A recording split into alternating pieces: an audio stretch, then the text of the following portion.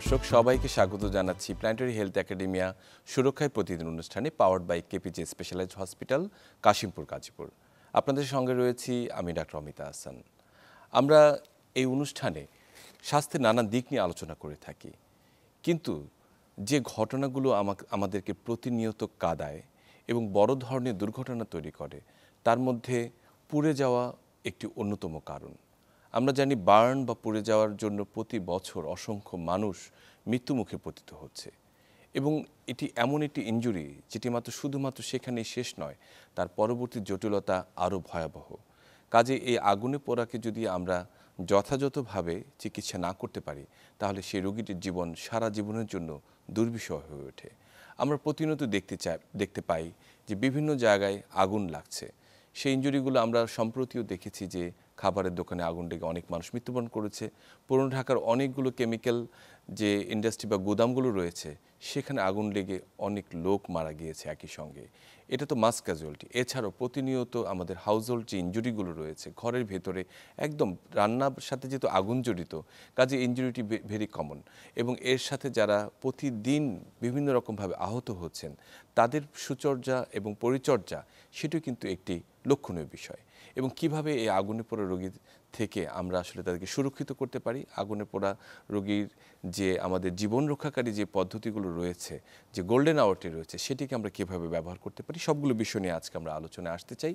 আমাদের সঙ্গে সেই আলোচনায় যুক্ত রয়েছেন doctor Subrata Shekhar Kar, consultant, burn and plastic surgery, KPJ specialized হাসপাতাল, কাশিমপুর গাজীপুর। আপনাকে স্বাগত। আপনাকে ধন্যবাদ। আমাদের সঙ্গে আরও অন্যান্য যুক্ত রয়েছেন doctor Mohammad Mozaffar Hossain, consultant plastic surgeon, clinical governance lead এবং বিভাগীয় প্রধান, plastic reconstructive surgery, Wye Valley NHS trust, যুক্তরাজ্য, এবং lead plastic and reconstructive surgery, planetary health academia. Doctor Mozaffar, আপনাকে স্বাগত আমাদের অনুষ্ঠানে। ধন্যবাদ। আমি শুরুতেই সুব্রতর কাছে চলে আসি। যে শুরুতে যেটি বলছিলাম, যে আমার মনে হয় যে একদম প্রাচীনকাল থেকে যখন পৃথিবীতে আগুনের আবিষ্কার হলো, একই সঙ্গে এই সভ্যতার যে পরিবর্তন ঘটেছে, একই সঙ্গে ইনজুরিটিও কিন্তু এর সাথে যুক্ত হয়েছে। যে আগুনকে মানুষ যেমন জীবন রক্ষার জন্য প্রয়োজন, সেরকম জীবন নেয়ার জন্য কিন্তু আগুন দায়ী। সেই বিভিন্ন রকমের পোড়ার কাহিনী আমরা জানি, যে বেশিরভাগই মানুষ মনে করে আগুনে পুড়ে গেলেই বোধহয় আসলে পোড়া হয়। এছাড়া আরও অন্যান্য কারণও রয়েছে। কি কি কারণে আসলে বার্ন হয়ে থাকে এবং বার্নের এই ইনজুরিগুলো কেন অন্যান্য ইনজুরি থেকে একটু আলাদা, এটা যদি আমাদেরকে বুঝিয়ে বলতেন। ধন্যবাদ। আমরা যদি দেখি বার্ন বলতে আমাদের দেশের মানুষের সাধারণ একটা ধারণা হচ্ছে যে শুধুমাত্র আগুনে পুড়ে গেলেই, আপনি যেটা বলেছেন, যে তাকে আমরা পোড়া বলি বা বার্ন বলি। কিন্তু বাস্তবতা হচ্ছে এই আগুনে পোড়া বাদেও বিভিন্নভাবে মানুষ বার্ন হতে পারে। তার মধ্যে ধরেন গরম পানি, গরম তেল, অথবা যে কোনো গরম অবজেক্টের সাথে যদি আমাদের কন্ট্যাক্ট হয়, সেটা দিয়েও হতে পারে। এছাড়া কেমিক্যাল বার্ন আমরা যেটা বলি, যেটা কেমিক্যাল আপনি বলেছেন, যে আমাদের পুরান ঢাকার নিমতলির একটা ঘটনাটি। তারপরে হচ্ছে আপনার ইলেকট্রিক বার্ন, এটা মেজর বার্ন আমরা সবসময় বলি। তো এই ধরনের বার্নগুলি ছাড়াও আরও যেমন রেডিয়েশন বার্ন হতে পারে, বিভিন্ন বোম এক্সপ্লোশন বা আদার্স যেসব এখন ওয়ার বা এগুলিতে বা যে কোনো ধরনের এক্সপ্লোশনে এরকম ইনজুরি হয়। তো এছাড়া যেমন দেখা গেছে কিছুদিন আগে দিল্লির যেমন একটা প্লেন ক্র্যাশ হলো এবং সেখানে মাত্র একজন ব্যক্তি জীবিত, কিন্তু এর ম্যাক্সিমাম মানুষ সবাই মৃত্যুর পিছনে কারণ কিন্তু এই বার্ন ওনার এই কারণে। তো দেখা যায় যে আমরা যদি বার্নকে দেখি, সেক্ষেত্রে একটা ডোমেস্টিক মানে হচ্ছে আমাদের ঘরের ভিতরে এবং ঘরের বাইরে। ঘরের ভিতরের মধ্যে আমরা বলতে বোঝাই যে হাউস হোল্ড বার্ন, যেটা বেশিরভাগ ক্ষেত্রে দেখা যায় যে আগুন, আমরা যখন রান্না করি তখন চুলা দিয়ে আমরা রান্না করি। আমাদের দেশে এখন বেশিরভাগ ক্ষেত্রেই হয় সিলিন্ডার, গ্যাস সিলিন্ডার আমরা ইউজ করি, তো সেটা জ্বালানোর জন্য দেখা যায় যে আমরা সিলিন্ডার থেকে আগুন লাগাচ্ছি। তো আমাদের অসাবধানতার কারণে তখন হচ্ছে এই ধরনের বার্নগুলি হচ্ছে। আচ্ছা, আর এছাড়া যেমন ধরেন ইলেকট্রিক, ঘরের ভিতরে যে আমাদের কারেন্টের যে লাইন থাকে, সেটা হচ্ছে ধরেন 1000 ভোল্টের কম, সেই ক্ষেত্রে কিন্তু বাচ্চারা বিশেষ করে বাচ্চারা এই ধরনের হাউসহোল্ড ইলেকট্রিক বার্নে ইনজুরি হতে পারে। এছাড়া যেমন দেখা গেল যে যেটা আমি বলেছি, গরম তেল রান্না করার সময়, তারপরে হচ্ছে গরম পানি, দেখা গেল একটা রান্না করে একটা টেবিলের উপর খাবার রেখে দিছে, খুব গরম, বাচ্চা গিয়ে ওখানে হাত দিয়ে দিল। এছাড়া দেখা গেল যে কোনো আমি শীতকাল গরম পানি নিয়ে আমি হয়তো আমরা গোসল করার জন্য নিয়ে যাচ্ছি অথবা অন্য কোনো কিছু পারপাস, সেই জায়গায় তখন দেখা যায় ধাক্কা লেগে বাচ্চার গায়ের উপরে সেই গরম পানি পড়ে যাচ্ছে। এটা খুব কমন আমাদের এই দেশে। এছাড়া ইলেকট্রিক বার্ন আউটসাইড যেগুলি, যেমন ধরেন হাই ভোল্টেজ, আমরা বলি যে 1000 ভোল্টেজেরও বেশি যে এরকম কারেন্টের লাইনে যখন আমরা কাজ করি অসাবধানতা বশত, ম্যাক্সিমাম বার্নের কারণই হচ্ছে অ্যাক্সিডেন্টাল। হ্যাঁ, এইটা। এছাড়া যেমন অন্যান্য কারণগুলির ক্ষেত্রে যেমন দেখা যায় যে আমরা বলি হোমিসাইডাল, যে কেউ যদি নিজে আসলে গায়ে আগুন লাগিয়ে, এটা তো আসলে প্রাচীন একটি পদ্ধতি, সুইসাইডাল হইতে পারে। তো অ্যাসিড বার্ন যেমন ধরেন একটা হোমিসাইডাল অনেক বার্ন, যেটা একটা সময় অনেক বেশি ছিল, এখন অনেকখানি কমে আসছে আমাদের। জি, এগুলো হচ্ছে বার্ন। আর আপনি যেটা বলছেন যে সেকেন্ডারি কোশ্চেনটা যে কিভাবে আলাদা, ওটা নিয়ে আমরা হয়তো একটু পরে আবার পুনরায় আসবো। তার আগে যেহেতু আমরা কারণগুলো আগে শুনলাম, আমি সেই প্রশ্নটাই আসলে ডক্টর মোহাম্মদ মোজাফফর আপনার কাছে একটু চলে যাই। যে আমরা বলি যে কোনো ইনজুরি যখন হয়, অন্যান্য যেমন কাটা বা অন্যান্য কিছু ইনজুরি, সেটা ওখানেই হয়তো সীমাবদ্ধ থাকে, কিন্তু বার্নের ইনজুরিটা দেখা যাচ্ছে যে যেখানে আসলে শুরু হয় সেখানেই কিন্তু শেষ নয়, সেটি মাত্র সেটা এক্সটেনশন হয়, অনেক দূর পর্যন্ত যায়। এই ইনজুরিটি কেন আসলে অন্যান্য ইনজুরি থেকে আলাদা, সেটি আপনার কাছ থেকে আমরা শুনে নিই। ধন্যবাদ। আসলে এটা একটা খুব সুন্দর একটা মানে জিনিস, যেটা অন্যান্য ইনজুরির চাইতে এটা কেন আলাদা, এই প্রশ্নটা আসলে খুব দরকারি। সাধারণ মানুষের জন্য যেমন দরকারি, আমাদের প্রফেশনালিজম যাদের আছে তাদের, এই প্রফেশনালদের জন্য জানা অতি জরুরি। নাম্বার ওয়ান, যদি আমরা চিন্তা করি যে এই বার্ন ইনজুরি এটা আসলে কেন এটা আলাদা, এটার মধ্যে দুইটা জিনিস আমরা খুব ইম্পর্টেন্ট ভাবে দেখি। যে এক নাম্বার হলো যে এটা হলো ডাইনামিক, এই ইনজুরিটা হয় ডাইনামিক। ডাইনামিক মানে এটা চেঞ্জ হবে, টাইমের সাথে এটা চেঞ্জ হবে। আরেকটা বলা হয় যে এটা হেটারোজেনাস। এটা আপনি যদি মনে করেন যে একটা নদীর পানি কোথাও হাঁটু পানি, কোথাও আবার দেখা যায় কোমর পানি, কোথাও আবার দেখা যায় সাঁতারের মতো পানি, অনেক পানি গভীর। এই বার্ন ইনজুরিটা কিন্তু সব জায়গায় এক সমান থাকে না, কোথাও একটু বেশি ডিপ থাকে, কোথাও একটু কম ডিপ থাকে। তো এর জন্য দেখা যায় আপনার ম্যানেজমেন্টেও অনেক, মানে আমাদের অনেক কিছুই মাথায় রাখতে হয়, যে এটা যে কোথাও একটু বেশি হবে, কোথাও একটু কম হবে। আমি যদি একসঙ্গেই সব কাটতে যাই এক লেভেলে, তাহলে হয়তো বা কোথাও ভালো টিস্যু আছে সেটাও আমি কেটে ফেললাম। আর ডাইনামিকের কথা যদি আমি বলি, যে আপনার বার্নটা আপনি যখন একটা হাত কেটে গেল বা ছিঁড়ে গেল বা একটা কিছু হলো, সেটা ওখানেই শেষ। কিন্তু বার্নের ব্যাপারটা হলো আপনি হাত আগুনে পুড়ছে, আপনি সেখান থেকে হাতটাকে সরিয়ে নিলেন, কিন্তু সেই পোড়া কিন্তু ভিতরে চলতে থাকে, টিস্যুর ভিতরে বা শরীরের ভিতরে এটা চলতে থাকে, কারণ এটা আস্তে আস্তে প্রোগ্রেস করে। এখন এই প্রোগ্রেসটা দুইটা কারণে চলে। একটা হলো যে বার্ন ইনসাইড যে হিটটা থাকে, সেই হিটটা চলমান, সেটা চলতে থাকে। এই হিটটাকে আপনি কুল না করা পর্যন্ত সেটা আরো ফার্দার ডেপথে চলে যাবে। আর দুই নাম্বার যেটা হয় সেটা হলো যে আপনার শরীরের যে টিস্যুগুলো থাকে, আপনার যখন একটা টিস্যু ডিস্ট্রাকশন হয়ে যায়, তখন আশেপাশে টিস্যু যে রিয়াকশন হয়, এই রিয়াকশনের জন্য এটা আরো সামনের দিকে আগায় যায়, ছড়ে যায়, বা শরীরের বা আপনার যেমন একটা তাপ প্রতিরোধক যে ক্ষমতাটা, এটা তো আপনার নষ্ট হয়ে যায়। আর তাপ প্রতিরোধের মেইন যে টেম্পারেচার কন্ট্রোল হলো আমাদের স্কিন। স্কিন যখন আপনার হয়ে যাবে, নষ্ট হয়ে যাবে বা পুড়ে যাবে, তখন তো আপনার এই টেম্পারেচার কন্ট্রোলটা নষ্ট হয়ে যাবে। তারপরে আরো দেখবেন যে এটা আরো সরায় যাবে। তাছাড়া আরো ফ্লুইড ব্যালেন্সের একটা ব্যাপার আছে, এটা অনেক কমপ্লিকেটেড থিংস, কিন্তু ফ্লুইডের কারণ ফ্লুইড বাইরে চলে আসে, রক্ত নালী থেকে বাইরে চলে আসে, এটা থেকে দেখা যায় আরো এটা মানে সারা শরীরের দিকেও ছড়া দিতে পারে।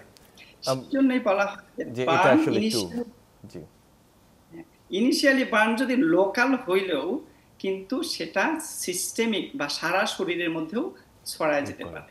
অসংখ্য ধন্যবাদ। জি, আমি ফিরে আসবো আপনার কাছে ডক্টর মোজাফফর। আমি তার আগে সুব্রত আপনার কাছে একটু জানতে চাই, সেটি হচ্ছে যে বার্নের গতি প্রকৃতিতে আমরা শুনলাম যে আসলে এটি কিন্তু আগুন মানে পুড়লো সেখানে শেষ নয়, এটি কিন্তু ভিতরে তার কার্যক্রম চলতে থাকে, বিভিন্ন কেমিক্যাল রিয়েকশনগুলো, বিভিন্ন মেডিয়েটরসগুলো ছড়িয়ে পড়ে, এবং এজন্যই আসলে কিছু প্রাথমিক যে একদম হাউস হোল্ড ঘর থেকে যদি আমরা শুরু করি, যে রান্না করতে যে হাত পড়েনি এমন লোকের সংখ্যা তো খুঁজে পাওয়া যাবে না। তো এই যে প্রতিনিয়ত যে ইনজুরিগুলি হয়, অথবা ঘরের ভিতরে বাচ্চা দৌড় দিয়ে গরম পানির মধ্যে পড়ে গেল, অথবা একটা চায়ের কাপ অথবা কফির গরম কফির একটা পেয়ালা তার গায়ের উপর পড়ে গেল, এই ধরনের হাউস হোল্ড ইনজুরিগুলোতে আসলে আমাদের প্রাথমিকভাবে কি করণীয় রয়েছে? ধন্যবাদ। আসলে এই এই ধরনের ইনজুরিকে বার্নের ক্ষেত্রে আমরা যেটা বলি যে যদি খুব কম জায়গা জুড়ে এটা হয় তাহলে এটাকে আমরা একটা বলি যে এটা কম লোকাল ট্রিটমেন্ট এটা পসিবল বা আউটডোর ট্রিটমেন্ট হিসেবে এটাকে করা সম্ভব। তো আউটডোর ট্রিটমেন্ট হসপিটাল নিতে হবে, বাট আপনার বাসায়ও আপনি এই চিকিৎসাটা শুরু করতে পারেন। তাহলে প্রথমে যেটা করতে হবে, যে কোনো ছোট অংশ যদি পুড়ে যায়, যেমন হাত আপনি বলছেন, তাহলে ওই পুড়ে যাওয়া অংশটুকু একটা টেপ ওয়াটারের নিচে একেবারে 15-20 থেকে 25 মিনিট আপনি টানা রেখে রানিং দিবেন। ওয়াটারে, যেটা মুজাফফর ভাই বলেছিলেন যে একটা টেম্পারেচার, তাইলে আমার টেম্পারেচার আমরা যদি কুল করতে পারি তাহলে আমরা দুইটা জিনিস হচ্ছে, টেম্পারেচার কমে যাবে, তাহলে সেই টেম্পারেচারের কারণে টিস্যু ডিস্ট্রাকশনও কম হবে। এটা একটা জিনিস। আর দ্বিতীয় হচ্ছে, কখনোই কোনো সময় না, আমাদের দেশের মানুষের একটা ধারণা আছে যে পুড়ে যাওয়া মানে অংশে টুথপেস্ট দিতে হবে, ডিম দিতে হবে, ইভেন কাউডাংও দিতে হয়। এরকমও হয় যে অনেকে গোবর বা একবার তেল, সরিষার তেল, অন্য কিছু। আমার অনুরোধ আমাদের এই যারা দর্শক ওনারা দেখছেন, যে কখনোই এই ধরনের কিছু করবেন না। টুথপেস্ট, ডিম বা কোনো তেল বা অন্য কোনো কিছুই আপনারা পুরো অংশে দিবেন না। আপনাদের প্রথম দায়িত্ব হচ্ছে একটা রানিং টেপ ওয়াটারের নিচে আমরা 20 থেকে 25 মিনিট ওই পুরো জায়গা অংশটাকে আমরা ঠান্ডা হইতে দিব। তার পরবর্তীতে যদি আপনার বাসায় থাকে যে না একটা অ্যান্টিসেপটিক কোনো অয়েনমেন্ট, বিশেষ করে আমাদের এটা খুব অ্যাভেলেবেল দেখা যায়, সিলভার সালফাডায়াজিন নামে পাওয়া যায়, এটা বিভিন্ন আমাদের দেশে বিভিন্ন ব্র্যান্ডের পাওয়া যায়, ওটা আপনি আলতো করে ওটার উপরে দিয়ে দিবেন। এবং পেশেন্টকে সব ধরনের খাবার বা অন্য কিছু, বাসায় যদি আপনার কোনো ব্যথা প্রচণ্ড রকমের হয়, সেজন্য আপনার বাসায় যদি একটা কোনো প্যারাসিটামল থাকে, থাকে, তাহলে আপনি সেটা সাথে সাথে ওকে তখন দিয়ে দিতে পারেন। এবং এর পরবর্তীতে কোনো কিছু না করেই নিকটস্থ কোনো একটা স্বাস্থ্য ক্লিনিক বা হসপিটালে আপনি দ্রুত নিয়ে যাবেন।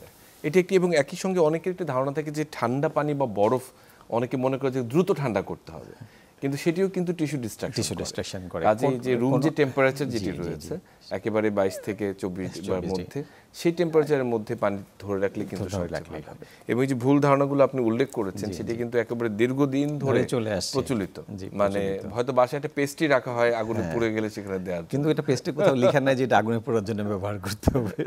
আচ্ছা, আমরা এই প্রসঙ্গতে আসবো। তার আগে আমি ডক্টর মুজাফফর আপনার কাছে একটু আসি, যে আমরা তো হাউসহোল্ড ইনজুরির কথা বললাম, একই সঙ্গে এটিও সত্য যে পুড়ে যাওয়ার পর প্রথম যে ঘন্টাটি, যেটা আমরা গোল্ডেন আওয়ার বলে থাকি, যদি বিভিন্ন রকমের ইনজুরি হয়ে থাকে, তার শুরুতে আপনি বলে নেবেন যে কী ধরনের বার্নগুলো হয়, এটা first degree, second degree, third degree, কোনটা কোথায় এফেক্ট করে, এবং এই ফার্স্ট গোল্ডেন আওয়ার সম্পর্কে আমাদের একটু বলুন, একটু সংক্ষেপে আমরা শুনি।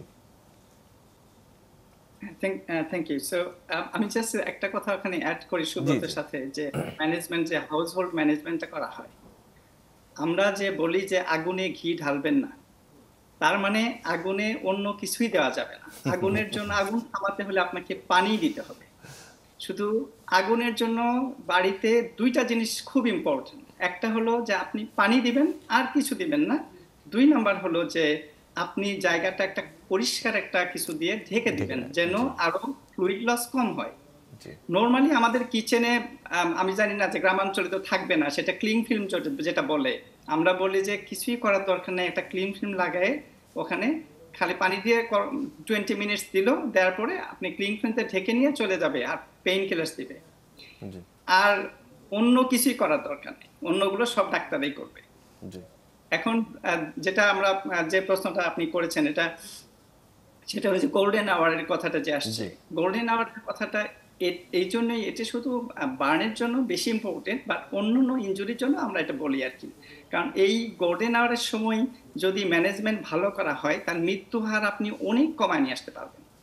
কারণ এই সময়েই আপনার যে পেশেন্টের উপরে যে সিস্টেমিক এবং যে লোকাল যে ট্রমাটা যায়, এই ট্রমাটা তার যে ভাইটাল যে অর্গানগুলো, এই অর্গানগুলো, যেমন আমাদের হার্ট আছে, আমাদের কিডনি আছে, লাংস আছে, ব্রেন আছে, এরা এটা কোপ করতে পারবে কিনা। তো এই জন্যই এই সময় যদি আমি ইন্টারাপ্ট করতে পারি, বিশেষ করে বার্নের ক্ষেত্রে যেটা আমরা বলি, আমি এখানে দুইটা জিনিস করতে পারি। এক নাম্বার হলো যে আপনার এটা তো লোকাল থাকে বা ছোট থাকে, এটা সিস্টেমিক হয়ে যেতে পারে। আর 2 নাম্বার হলো যে এটার মধ্যে, আর যেমন লোকাল বলতে আপনি, আমরা যেটা বলছি যে এটা ডাইনামিক প্রসেস, দ্য বার্ন প্রসেসটা ডাইনামিক। হয়তোবা এটা খুব অল্পতেই ম্যানেজ করা যাবে, কিন্তু এটা যদি আপনি দেরি করে ফেলেন তাহলে তো বার্ন প্রসেস আরো চলতে থাকবে এবং আপনার এটা সমস্ত শরীরের মধ্যে বার্ন প্রসেসটা চলে যাবে, জি তখন এটা তার ভাইটাল অর্গানগুলো কন্ট্রোল করতে পারবে না। আর 2 নাম্বার যেটা, আপনার যে চামড়াটা যেটা আমাদের পুড়ে গেল সেটা তো আমাদের শরীর থেকে পানি এবং লবণ এগুলো বের করে দিচ্ছে। তো এটা যদি সব বের হয়ে যায় তখন তো আপনার কিডনি তখন হয়ে যাবে, ফ্লুইড পাবে না। জি কিডনি যদি ফ্লুইড না পায় তখন কিডনি কি হবে, সে তখন আপসেট হয়ে যাবে, সে তখন ফেল করবে। আবার হার্ট যখন দেখবে যে আমার ফ্লুইড আনার মতো ফ্লুইড নাই, আবার আমি হার্ট যে পাম্প করে ফ্লুইড পাঠাবো আমার এইরকম কাঁচামাল নেই, ফ্লুইড নাই, তখন হার্ট ফেল করে যাবে। হার্ট যদি ফেল করে তখন এই ফ্লুইডটা যে খাবার নিয়ে যে ব্রেনে যাবে, সে ব্রেনে তখন আপনার খাবার পাবে না, তখন ব্রেন ফেল করে যাবে। এটাকে বলা হয় মাল্টি অর্গান ফেলিওর। তা আপনি যদি ইন্টারভেনশন গোল্ডেন আওয়ারে করা যায় এটা, এবং ওয়েল এস্টাবলিশড যে এই সময়ে যদি আমরা স্পেশালি যে ফ্লুইড ব্যালেন্সটা যদি আমরা ফ্লুইড এবং ইলেকট্রোলাইট ব্যালেন্সটা যদি আমরা ঠিক করতে পারি তাহলে মৃত্যু হার অনেক কমায় নিয়ে যায়। অসংখ্য ধন্যবাদ ডাক্তার সুব্রত, আপনার কাছে একটু আসি। জি।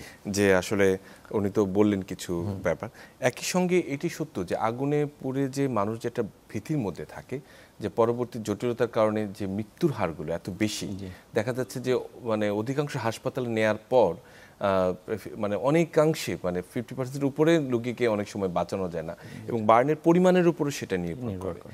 এই পরিমাণটিকে আসলে কিভাবে আপনারা নির্ধারণ করেন এবং পরবর্তী জটিলতাগুলো আসলে কি হয় যার কারণে রোগীরা এত মৃত্যুমুখে পতিত হচ্ছে? ধন্যবাদ। যেটা হচ্ছে যে বার্ন হওয়ার পরে যেটা মুজাফফর ভাই বলছেন যে আমাদের ডাইনামিক প্রসেস, এবং এখানে 2 ধরনের রেসপন্স হয়, লোকাল এবং সিস্টেমিক। তো যখন বেশি জায়গা জুড়ে পুড়ে যায় তখন তার রিস্ক অনেক বেশি। তো তাহলে আমাকে যখনই পুড়ে যাবে তখনই আমাকে হসপিটালে নিতে হবে। তাহলে সেই সময়টা কতটুকু আপনি যেটা বলছেন গোল্ডেন আওয়ার, এবং সেটা বার্নের ঘটনা শুরুর থেকে 24 ঘন্টার মধ্যে একেবারে খুবই ভাইটাল টাইম। ওই সময়ের মধ্যে যত দ্রুত সম্ভব পেশেন্টকে হসপিটালে নিয়ে যেতে হবে। তাহলে আমি যেটা করতে পারি যে তখন ডাক্তার পেশেন্টকে দেখবে এবং তার একটা প্রাইমারি আমরা বলি রিসাসিটেশন, মানে পেশেন্টটাকে টোটালি এটা সে দেখবে, তার ABCD airway, breathing, circulation, disability, exposure এবং ফ্লুইড ম্যানেজমেন্ট, এই সবগুলি জিনিসকে তারা শুরু করবে। তাহলে সেই ক্ষেত্রে আমার প্রয়োজন হবে পেশেন্টের 2টা ইম্পর্টেন্ট ফ্যাক্টর, একটা ওয়েট আর একটা হচ্ছে টোটাল সারফেস এরিয়া বার্ন। তাহলে সেটা আমরা পরিমাপ করি কিভাবে? তো ওখানে এখনো পর্যন্ত যেমন রুল অফ 9 বলে একটা শব্দ আছে যেটা খুব কমনলি আমরা সবাই ইউজ করতে পারি। তো রুল অফ 9 দিয়ে দেখা যায় শরীরের বিভিন্ন অংশকে আমরা যদি এরকম ভাগ করি তাতে দেখা যায় যে 100% একটা টোটাল বডি কভার করে। তখন এটাকে ম্যাপিং করতে হয়, ম্যাপিং করে কোন কোন জায়গাতে তার বার্ন তখন আমরা ক্যালকুলেশন করতে পারি। এটা ছাড়াও এখন একটা চার্ট আছে আমরা যেটা ফলো করি কমনলি এখন, সেটা হচ্ছে লার্ন-ব্রাউডার চার্ট। এটা সুবিধা কি রুল অফ 9 থেকে, যে এখানে আপনি বার্ন যখন হয় তখন এক এক জায়গায় যেটা মুজাফফর বলছেন যে কোথাও হাঁটু পানি, কোথাও বেশি কম, তাহলে কম বেশি তাহলে সুপারফিশিয়াল না ডিপ সেটাকে করা যাচ্ছে। আরেকটা ব্যাপার হচ্ছে বয়স্ক অ্যাডাল্ট এবং বাচ্চাদের তাদের কিন্তু পরিমাপটা আলাদা, তাহলে এইভাবে হচ্ছে আমরা পরিমাপ করতে পারি। আর একটা হচ্ছে যে আমরা যদি চিকিৎসাটা তখন শুরু করতে পারি, যে কমপ্লিকেশন আপনি যেটা বলছেন যে আমরা মৃত্যু হারটা কীভাবে কমাতে পারি, তাহলে সঠিক সময়ে আমরা যাব, সঠিকভাবে আমরা তার চিকিৎসা শুরু করব। এটা একটা ফ্লুইড হচ্ছে এর মধ্যে মোস্ট ইম্পর্ট্যান্ট, এবং সেই ক্ষেত্রে হসপিটালে অবশ্যই তাকে যেতে হবে। এর সাথে যেটা হচ্ছে তার আরও অ্যাসোসিয়েটেড কিছু জিনিস আমরা যেটা মেজার করতে পারি যে তার আদার্স কোনো ইনজুরির সাথে আছে কিনা, অথবা তার কোনো কোমরবিডিটিস আছে কিনা। তাইলে সেই ক্ষেত্রে তার রিস্কটা অনেক বেশি। দেখা যায় বেশিরভাগ ক্ষেত্রে বাচ্চা এবং বয়স্ক মানুষ এবং যাদের কোমরবিডিটিস থাকে তাদের কিন্তু মর্টালিটি রেটটা অনেক বেশি। তো সেই ক্ষেত্রে আমাদের সঠিক সময়ে যাওয়া, সঠিক চিকিৎসা শুরু করা, তার মাধ্যমে হচ্ছে আমরা এই মর্টালিটি রেটটাকে কমায় আনতে পারবো। তাইলে সেই ক্ষেত্রে আমরা ফ্লুইড একটা ইম্পর্টেন্ট ফ্যাক্টর, যেটা বার্নের ক্ষেত্রে একটা নিয়মের মধ্যে আছে যে 24 ঘন্টার মধ্যে আমাদের দেখে যতটুকু ক্যালকুলেশনে আমার বার্ন ইনজুরি থেকে শুরু করে এখন পর্যন্ত 24 ঘন্টা তার কতটুকু ফ্লুইডের পরিমাণে, মানে আমাদের স্যালাইনের পরিমাণ সেটা আমরা ক্যালকুলেশন করে বের করি এবং প্রথম 8 ঘন্টায় তার অর্ধেক আমরা দিয়ে দিতে হবে, আর পরবর্তী 16 ঘন্টায় বাকি হচ্ছে গিয়ে ফ্লুইডটাকে তাকে দিতে হবে। আর বাচ্চাদের ক্ষেত্রে তার এডিশনাল কিছু মেনটেনেন্স ফ্লুইড দিতে হয়, সেটার কিছু নিয়ম আছে। তো আমরা যদি এভাবে করতে পারি তাহলে এটা হচ্ছে ফ্লুইড ম্যানেজমেন্ট। এরপরে বার্ন উন্ডের আমরা যদি ড্রেসিং প্রপারলি করতে পারি, যে আমরা কিভাবে ড্রেসিংটা করব, কতটুকু জায়গায়, তার কোনো জায়গায় একটা যদি 24 ঘন্টার মধ্যে যদি আমরা ড্রেসিং, তাহলে আমরা কি করতে পারি, তার ফ্লুইড লস কমাতে পারি, তার এক্সপোজার টু এনভায়রনমেন্ট কমাতে পারি, মানে পরিবেশের বাইরের থেকে তার জীবাণু এখানে শরীরে ঢুকতে পারবে না ড্রেসিং করে রাখার ফলে। তাহলে আমার ইউরিন আউটপুটটা আমরা তখন মেজার করব। তাহলে দেখা যাবে যে যদি অ্যাডাল্টের একটা রোগী হয়, সেক্ষেত্রে যদি তার ইউরিন আউটপুটটা 0.5 to 1 ml পার আওয়ার হয়, তাহলে আমরা ধরে নিই যে তার কিডনি ঠিক আছে, যেটা মুজিবুর বলেছেন। আর যদি বাচ্চার ক্ষেত্রে হয়, তার ডাবল, মানে 1 থেকে 2 ml প্রতি ঘন্টায় তার ইউরিন আউটপুট হইতে হবে। এটা মেজার করতে হবে। তার সাথে আমরা সাপোর্টিভ যেমন অ্যান্টিবায়োটিক একটা প্রোফাইল্যাক্সিস দিতে পারি। আর হচ্ছে বাকি তার যদি ফিডিং ইনশিওর, যদি 24 ঘন্টার মধ্যে এরকম ম্যাসিভ বার্ন হয়, তখন অনেক সময় আমরা একটু হোল্ড করি। সেই সময় আমরা এনজিটিউ ফিডিং অনেক সময় আমরা এটা আমরা সাপোর্টিং যে ব্যাপারগুলো রয়েছে, আর হচ্ছে ক্যাথেটারাইজেশন করে রাখি। এটা আমরা একেবারেই খুব সুন্দর হসপিটাল ম্যানেজমেন্টের যে প্রাথমিক যে 24 আওয়ার্সের মধ্যে যে এটা করেন, ফ্লুইড ক্যালকুলেশন এবং fluid implementation is very important তার রোগী জীবনের জন্য। আমি ডক্টর মুজাফফর আপনার কাছে একটু আসতে চাই যে আসলে ডক্টর সুব্রত যেভাবে বললেন যে এটি একটি ইন্টারন্যাশনাল হয়তো গাইডলাইন এবং একই সঙ্গে ন্যাশনাল গাইডলাইনও রয়েছে। আপনারা যেখানে কাজ করছেন এনএইচএস ট্রাস্টে, সেখানে আসলে বার্নি ম্যানেজমেন্টের কোনো ভিন্ন কিছু চিন্তা করেন কিনা, অথবা আধুনিক কিছু আপনারা প্র্যাকটিস করছেন কিনা, যেটি আসলে মনে হচ্ছে যে আরও বেশি রোগীকে সুরক্ষিত করতে পারেন? হ্যাঁ, থ্যাংক ইউ। এটা আসলে তেমন কিছু আধুনিক কিন্তু চিকিৎসা বার্নের জন্য দরকার নেই, কিন্তু তারপর আমাদের কিছু আধুনিক কিছু আছে যেগুলো অ্যাডজাংক্ট আমরা বলি, যেগুলো আমাদের হেল্প করে যে আর্লি ডিটেকশন অফ দ্য বার্নের জন্য। যেমন আমাদের যেমন লেজার যে মেশিন আছে, ওটাতে আমি ডিটেক্ট করতে পারবো কোথায় বেশি ডিপ, কোথায় কম ডিপ, কোন যদি বেশি ডিপ থাকে তাহলে আমি কোন চিকিৎসা দিব, কম ডিপ হলে তখন কোন চিকিৎসা দিব। আর আসলে এটা বেশি দরকার হলো যে সমন্বিত চিকিৎসা ব্যবস্থা।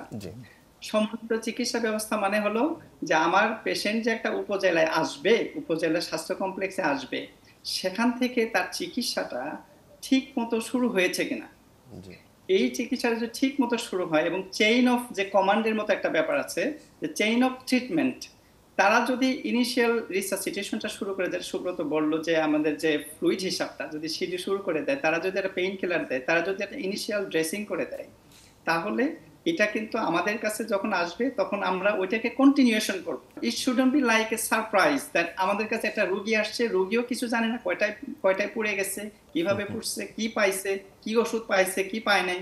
তো এটা একটা খুব একটা বড় জিনিস। সমন্বিত চিকিৎসা খুব জরুরি। আপনার হেলথ সেন্টারে যেটা হয়, যেটা বার্ন সেন্টার আমরা যেভাবে চিকিৎসা করি, সেটা আমরা বলি যে MDT setting, multi disciplinary setting.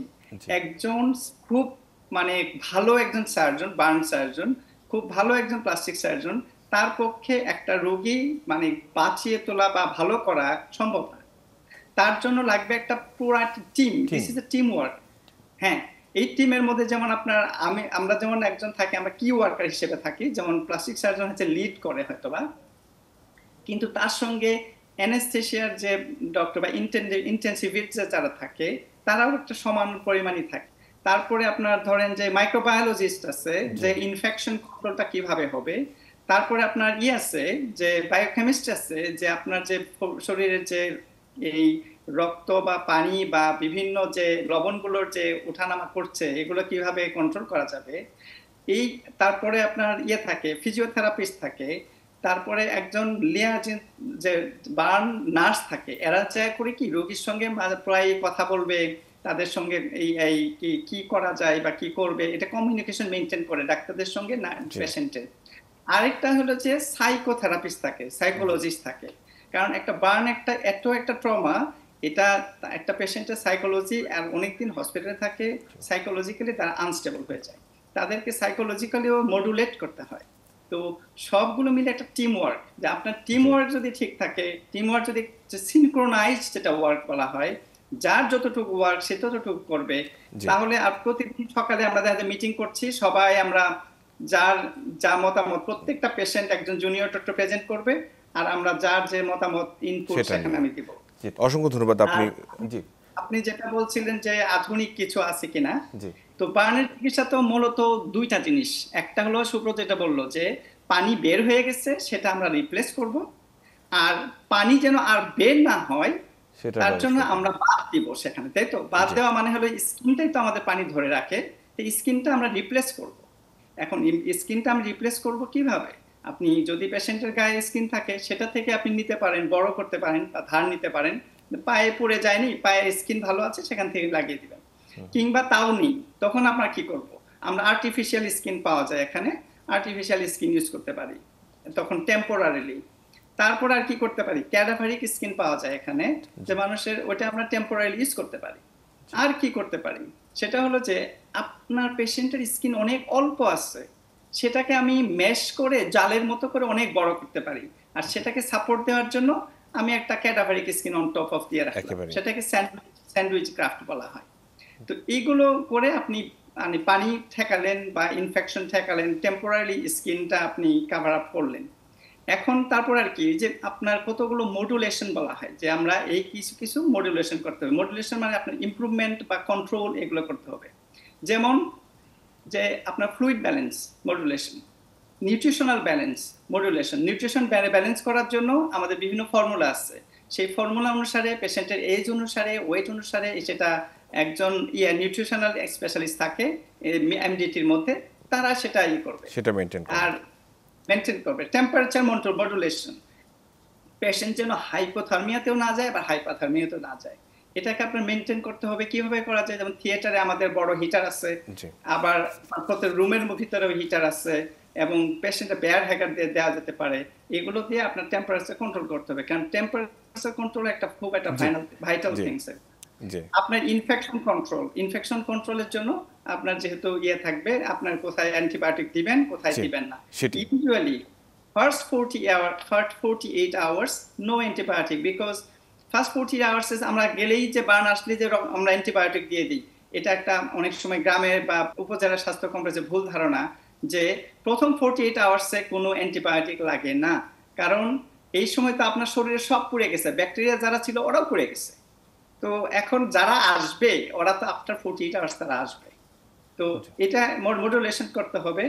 আর যেটা মডুলেশনে বলা হয় যে আপনার যে মেডিকেশনগুলো আছে, যে সুব্রত বললো যে কোমরবিড পেশেন্ট থাকে, সেটি কোমরবিড পেশেন্টের কোন মেডিকেশন কতটুকু পাচ্ছে বা কতটুকু পাবে, এগুলো ব্যালেন্স করতে। আমরা এই প্রসঙ্গে আসবো আপনার কাছে আরেকটু, তার আগে আমি ডাক্তার সুব্রত আপনার কাছে একটা খুব গুরুত্বপূর্ণ জিনিস জানতে চাই, যে বার্ন পরবর্তী চিকিৎসা নেওয়ার পর কমপ্লিকেশন নিয়ে বা জটিলতা নিয়ে, বিশেষ করে দেখা যাচ্ছে যে অঙ্গটিতে বার্ন হয়েছে সেটি কুঁচকে গেছে, সে চামড়াটি বার্ন কন্ট্রাকচার যেটি বলি, অথবা যে ধরনের ইনজুরি একসময় যেটি ছিল যে আগুন লেগে মুখের চেহারাটা নষ্ট হয়ে গেছে, এক পাশ পুড়ে গেছে, এগুলো আমরা অনেক ধরনের সিনেমায়, নাটকে, অনেক জায়গায়ও দেখে থাকি। এই ক্ষেত্রে প্লাস্টিক সার্জনের একটি গুরুত্বপূর্ণ ভূমিকা রয়েছে। পরবর্তী এই চিকিৎসাগুলো আপনারা কিভাবে করে থাকেন? ধন্যবাদ। বার্ন পরবর্তী কমপ্লিকেশন আমরা বলি মানে জটিলতা। তো জটিলতার সর্বোচ্চ ধাপ হচ্ছে বিকলাঙ্গতা, আমরা ইংরেজিতে যেটা বলি ডিসএবিলিটি। আমরা যারা প্লাস্টিক সার্জন, আমাদের একটা সবসময় একটা চাওয়া থাকে দুইটা জিনিস বা তিনটা জিনিস। একটা হচ্ছে ধরুন form, function and fitness. Means হচ্ছে আমরা একটা পেশেন্টকে তার আগের যে ফর্ম ছিল সেটা নিয়ার অ্যাবাউট সেই ফর্মটাকে আবার দিতে পারি কিনা। আরেকটা হচ্ছে সে যে ফাংশনটা লস করেছিল এই ইনজুরির কারণে, সেটাকে আবার নিয়ে আসা যায় কিনা। দেন হচ্ছে যে তার কতটুকু আমরা অ্যাস্থেটিক মানে তার লুকটাকে ফিরিয়ে দিতে পারি। তাহলে এই সবগুলি জিনিসই ডিপেন্ড করে কয়েকটা ফ্যাক্টরের উপরে। তার মধ্যে একটা ইম্পর্ট্যান্ট হচ্ছে যে পেশেন্ট বার্নের যে ইনিশিয়াল ম্যানেজমেন্ট সেটা তার কখন শুরু হয়েছিল, সেখানে কোনো গ্যাপ ছিল কিনা, অথবা তার যে ম্যানেজমেন্টের পার্টে সে ডিলে করে আসছিল কিনা। দেখা গেল যে না, তার বার্ন হয়েছে 3-7 দিন আগে, কিন্তু সে আসছে 7 দিন পরে। এতে যেটা দেখা যায় যে তার কমপ্লিকেশনের রেট অনেক বেড়ে যায়। আরেকটা হচ্ছে যে অনেকে না জেনে না বুঝে অন্য কোথাও একটা ড্রেসিং বা এই ধরনের জিনিস করে, যারা দেখা যায় যখন সুপারফিশিয়াল বার্নটা থাকে ওরা ড্রেসিং ঘষে মেজে সেটাকে ডিপ করে ফেলে। তো তখন দেখা যায় যে কমপ্লিকেশনের চান্স অনেক বেশি। একটা হলো ইনফেকশন, আর হচ্ছে যদি প্রপার ড্রেসিং না হয়। তো এইসব ক্ষেত্রে দেখা যায় যে যদি আমরা কমপ্লিকেশনটাকে স্বাভাবিকভাবে দেখি, বিবেচনা করি, তাহলে দেখা যাবে যে যদি সব স্কিনের ক্ষেত্রে কমপ্লিকেশনগুলির একটা হচ্ছে হাইপারট্রফিক স্কার হয়, যেটা আমরা বলি।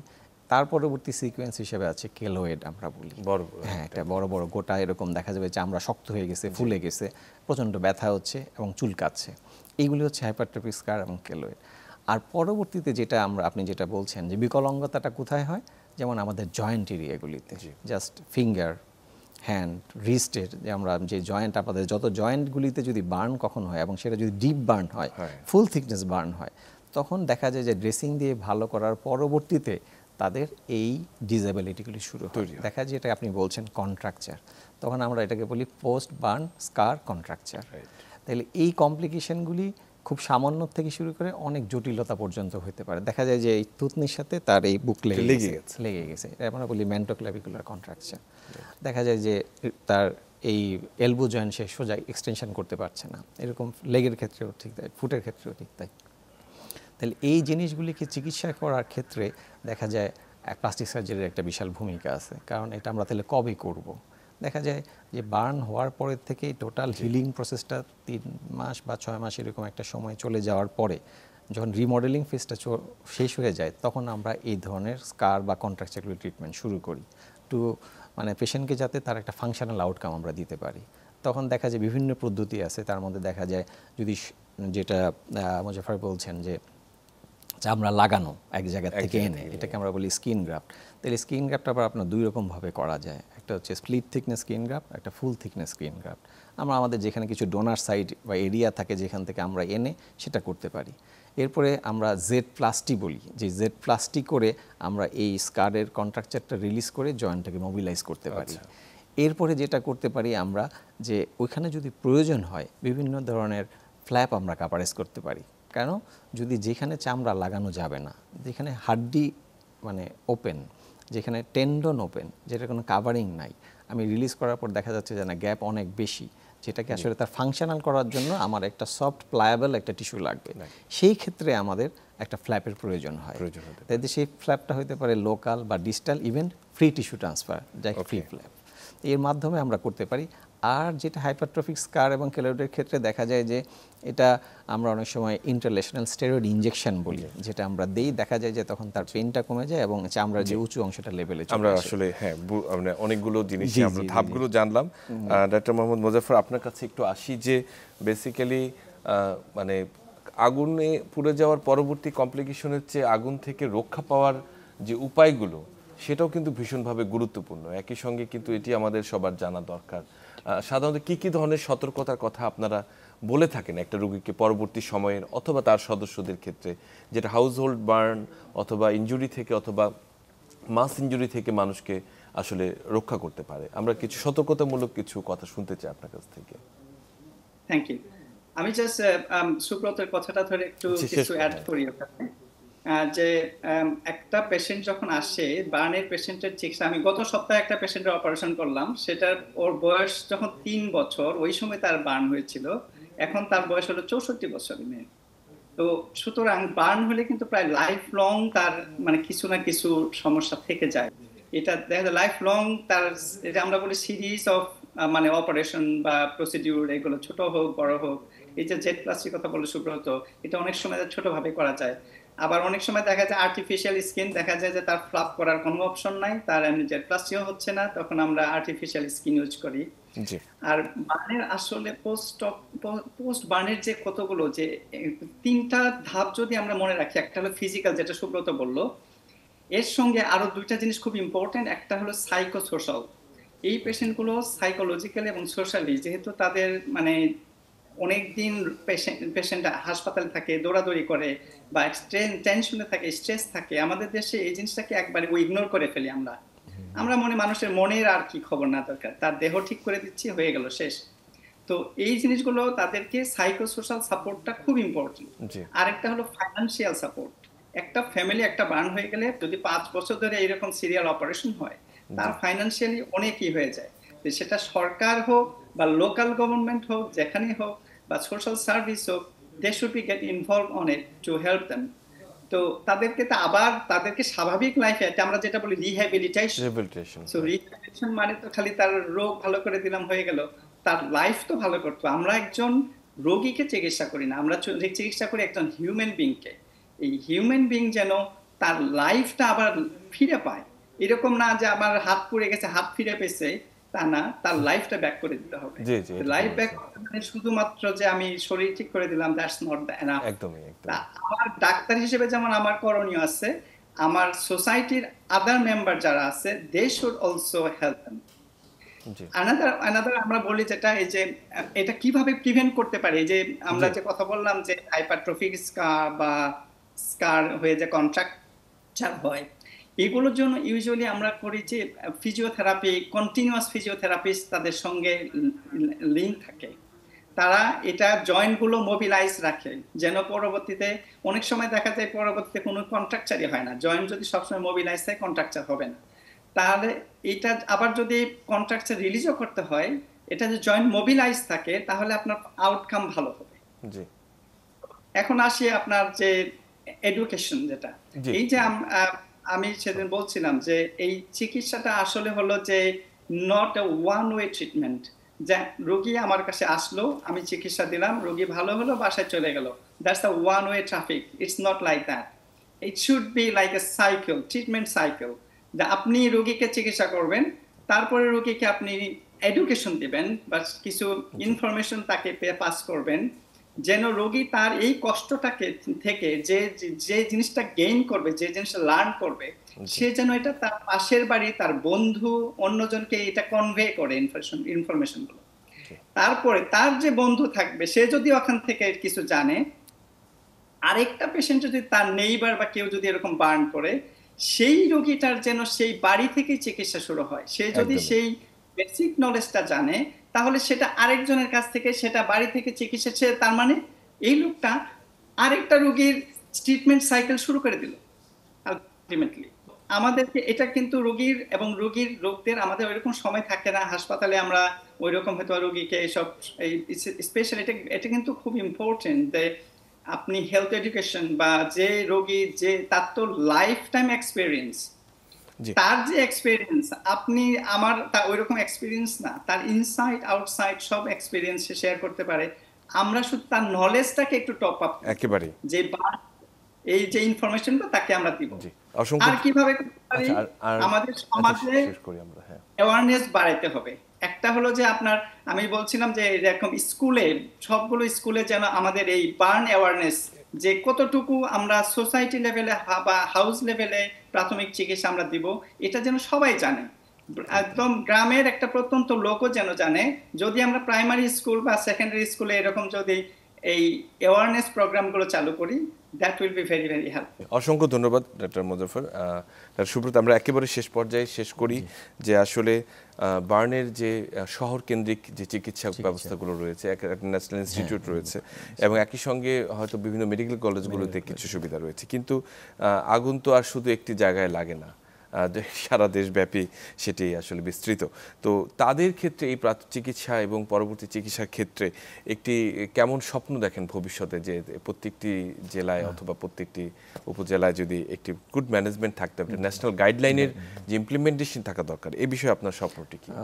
ধন্যবাদ।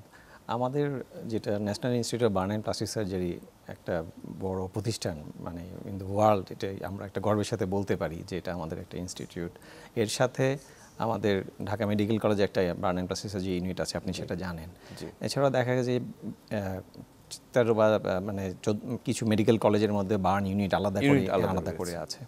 তো যদি এরকম হতো যে গভর্নমেন্ট এবং হচ্ছে প্রাইভেট যে মেডিকেল কলেজ হসপিটাল, হ্যাঁ, এই যে প্রত্যেকটা জায়গায় যদি একটা plastic surgery, burn and plastic surgery unit খোলা যায় এবং সেখানে যদি একজন বার্ন অ্যান্ড প্লাস্টিক সার্জনকে আমরা নিয়োগ দিতে পারি বা তাদেরকে যদি কাজ করার সুযোগ তৈরি করে দেওয়া যায়, তাহলে দেখা যাবে যে হয়তো সাধারণ মানুষ যারা অনেক দূরে থাকে, একেবারে দেখা গেল যে একেবারে রুরাল এরিয়া যারা, তারাও আসলে এই সেবাটা তখন ওখান থেকে পাবে। দেখা যায় অনেক সময় অনেক দূর থেকে এই মানুষ এই ডিলে হয়ে যায় তাদের আসার জন্য। তো সেটা মানে এই যে ডিসেন্ট্রালাইজেশন করাটাই আসলে একটা সকল ধরনের সুবিধা। অসংখ্য ধন্যবাদ ডক্টর সুব্রত আমাদের সঙ্গে এতক্ষণ যুক্ত থাকার জন্য, এবং ডক্টর মোহাম্মদ মোজাফফর আমাদের সঙ্গে যুক্ত থাকার জন্য আপনাকেও অসংখ্য ধন্যবাদ। Thank you very much, thank you. সুপ্রিয় দর্শক, আমরা এতক্ষণ আসলে পোড়া রোগীর চিকিৎসা এবং করণীয় কি এই বিষয় নিয়ে কিন্তু গুরুত্বপূর্ণ কিছু তথ্য আমরা আমাদের আলোচকদের কাছ থেকে শুনলাম, এবং একই সঙ্গে এটি খুব সত্য কথা যে এই যে এডুকেশনটি, যে হেলথ এডুকেশনটি যেটি দরকার, সেটি কিন্তু এখন সবার আসলে জানা থাকা দরকার। এটি আগুনে পুড়ে গেলে সাধারণভাবে কখন আসলে কি করা দরকার বাড়িতে এবং কখন আসলে হসপিটালে নেওয়া প্রয়োজন, এবং এই রোগীর আগুনে পোড়া থেকে আসলে এই প্রতিরোধ করার জন্য আমাদের যে সতর্কতাগুলো রাখা দরকার, বিশেষ করে বাসা বাড়িতে যারা গ্যাস সিলিন্ডার ব্যবহার করেন সেটি সুনিয়ন্ত্রিত ব্যবহার, আগুন যারা ব্যবহার করেন তাদের সেটি নিয়ন্ত্রিত ব্যবহার এবং সতর্কতার সাথে সেটি গ্যাস চুলাটি বন্ধ রয়েছে কিনা, এবং অন্যান্য যে আগুন দিয়ে যারা কাজ করেন তারা এই যথাযথ মাস্ক অথবা অন্যান্য কিছু ব্যবহার করছেন কিনা সেটিকে নিশ্চিত করা দরকার। তাহলে হয়তো আমরা এই প্রতিরোধ বা প্রতিকার জটিলতা থেকে মুক্তি পেয়ে হয়তো আগুনের এই আঘাত থেকে আমরা রক্ষা পেতে পারি। সবাই ভালো থাকবেন, সুস্থ থাকবেন।